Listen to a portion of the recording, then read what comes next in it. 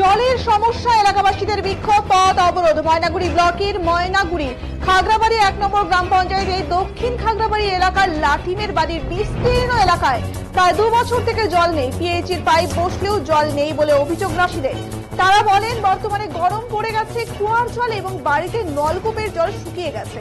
ভরসা একমাত্র নদীর জল। নদীর জল অনেক কম এবং নোংরা। বাধ্য হয়ে এই জলে স্নান ও কাপড় ধোয়া থেকে শুরু করে যাবতীয় কাজ করতে হয় এই নদীর জলে। এমনকি এই নদীর জল তাদের পান করতে হয় বাধ্য হয়ে, কারণ ওই এলাকায় বেশিরভাগ লোকই দিনমজুরের কাজ করে চলে। ফলে তাদের পক্ষে কেনা জল কেনার মতো ক্ষমতা নেই, তাদের নুন আনতে পান্তা ফুরোয়। ফলে বাধ্য হয়ে প্লাস্টিকের জারে, কেউ বা তেলের টিন কেটে তার মধ্যে বালি দিয়ে ফিল্টার বানিয়ে ওই নদীর জল পান করছে বলে জানান। ফলে তাদের পেটের রোগ সহ নানান চর্মরোগের শিকার হতে হচ্ছে বলে অভিযোগ।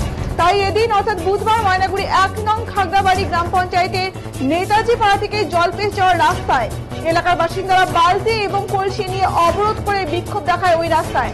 ফলে রাস্তায় যানজটের সৃষ্টি হয়। পরবর্তীতে এলাকার পঞ্চায়েত সদস্য অতীন রায় বিক্ষোভকারীদের সঙ্গে আলোচনা করে অবরোধ তুলে নেন। পরে রাস্তায় যানজট মুক্ত হয়। এই ব্যাপারে এলাকার বাসিন্দারা বলেন আগামী দিনে তাদের এই সমস্যা না মিটলে তারা বৃহত্তর আন্দোলনে যাবেন বলেও তারা জানান। অন্যদিকে আগামী ১০ তারিখে ময়নাগুড়িতে আসছে পঞ্চায়েত মন্ত্রী সহ অন্যান্যরা। তাদের এই সমস্যার কথা তুলে ধরবেন এলাকাবাসীরা। সেই সঙ্গে এলাকার পঞ্চায়েত সদস্য এই বিষয়ে পঞ্চায়েত মন্ত্রীকে বিষয়টি জানাবেন বলেও এদিন জানান। কি সমস্যা আপনাদের লাটিম বাড়ি? আমাদের জলের খুবই সমস্যা। আমরা জল ছাড়া কি করে চলবো? নদী থেকে জল উঠাই নিয়ে আসে, চান করা, খাওয়া, এই সমস্যা কি আমরা মিটাতে পারবো? কতদিন থেকে এই সমস্যা? অনেক দিন থেকে সমস্যা আমাদের। কত বছর? ২ বছর থেকে সমস্যা। নদী থেকে বালু নিয়ে এসে আবার ফিল্টারের মধ্যে বালু পাথর দিয়ে ফিল্টার করতে আমাদের খুবই কষ্ট হয়। আমরা আর পারতেইছি না এত কষ্ট করে, আমাদের জল দিতেই লাগবে। আপনাদের এখানে জলের কোনো ব্যবস্থা নেই? কোনো ব্যবস্থা নেই। পাইপলাইন আসছে কিন্তু জল এখনো আসেনি। কুয়াগুলোর কি খবর? কুয়াগুলোর জল শুকিয়ে গেছে। কি চাচ্ছেন এখন? শ্যালোর জলও শুকিয়ে গেছে। কি আমাদের জলের দরকার, জল লাগবে আমাদের। আর তা না হলে? তা না হলে আমরা পথ অবরোধ করবো। আমার নাম দীপালি। এটার নাম কি? এটা দক্ষিণ খাগড়াবাড়ি। পাড়াটার নাম কি? এটা লাটিম পাড়া বলে। কি কারণে রাস্তা আটকে খুব দেখাচ্ছে? এই রাস্তা আটকাছি একটাই কারণে যে আমাদের এখানে জল নাই। নদীর জল আমরা খাচ্ছি, আর নদীর জল খাওয়ার পরে এই বালি দিয়ে ফিল্টার করে কোনো রকম প্রাণটা খালি শুধু বাড়াচ্ছি। নদীতে চান করতেছি, শরীর সারা শরীর চুলকা চুলকি করতেছে। শিশুদের আমরা ওই জল ফিল্টার করে জল, সেই ফিল্টার জল দিয়ে শিশুদের আমরা চান করাচ্ছি। কি হচ্ছে ওই জল খায়? কি হচ্ছে? জল খায় পেটের সমস্যা হচ্ছে। ভালো জল আর নদীর জল কি একই সমান হয়? ডাক্তারকে দেখিয়েছিলেন যে এগুলো সমস্যা চুলকানি? ডাক্তার কি বলছে? ডাক্তার বলছে ভালো জল খাওয়ার ব্যবস্থা করো। আর আমাদের তো, আমরা গরিব মানুষ, আমরা কি সবসময় বোতল কিনে খেতে পারবো? পারবো না। আমাদের হাজিরা মজুরি করেন? হ্যাঁ, হাজিরা মজুরি করা লোক আমরা। ওই টাকা দিয়ে আপনারা আজকে বিক্ষোভ দেখাচ্ছেন কেন? কি হয়েছে? আমাদের খুব সমস্যা। আমরা নদীর থেকে জল আইনে ফিল্টার করে খাচ্ছি, আর নদীতে স্নান করলেই আমাদের গায়ে চুলকানি হচ্ছে।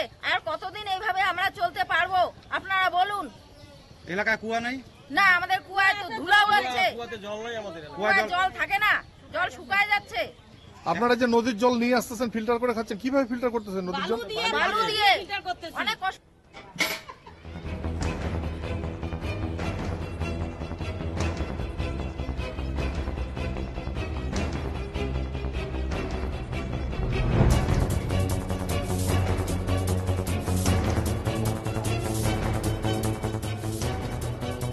পরবর্তীতে এলাকার পঞ্চায়েত সদস্য অতীন রায় বিক্ষোভকারীদের সঙ্গে আলোচনা করে অবরোধ তুলে নেন। পরে রাস্তা যানজট মুক্ত হয়।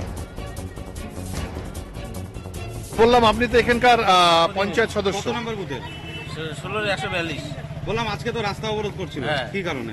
জল নাই, জলের সমস্যা, পাবলিকের খুব অসুবিধা হয়, মানে দীর্ঘদিন থেকে জলের সমস্যা। তারপরে কি কারণে পথ মানে কিভাবে উঠালেন আপনি? কারণটা আমাদের আশ্বাস দিলাম আমরা, যদি এরা যদি না শুনে উদ্যোগিত পক্ষ যদি না শুনে তার বৃহত্তর আন্দোলনে অবশ্যই যাইতে হবে আমাদের।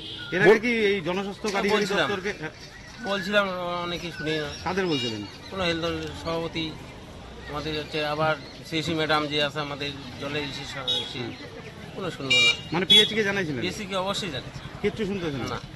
বললাম যে এই যে 12 তারিখ তো পঞ্চায়েত মন্ত্রী আসতেছে, অবশ্যই আমরা মন্ত্রীকে তুলে ধরবো এটা।